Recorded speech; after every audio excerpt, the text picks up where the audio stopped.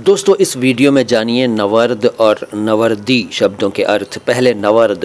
नवर्द एक फ़ारसी प्रत्यय है। इसका मतलब होता है वांडरर यानी घूमने फिरने वाला, भटकने वाला, इधर उधर। ट्रैवलर यात्री, दूरी तय करने वाला, मारा मारा फिरने वाला। इसके अलावा लपेटने वाला भी इसका अर्थ होता है।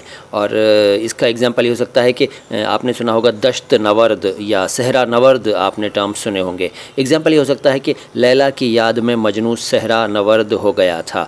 दश्त और सहरा का मतलब होता है जंगल, मरुस्थल वगैरह वगैरह, निर्जन स्थान वगैरह वगैरह। तो ये हुआ नवर्द। और नवर्दी भी एक फ़ारसी प्रत्यय है। उसका मतलब होता है दूरी तय करना, घूमना फिरना, मारा मारा फिरना, वांडरिंग, ट्रैवलिंग। और लपेटना, वो लपेटने वाला था नवर्द और ये लपेटना।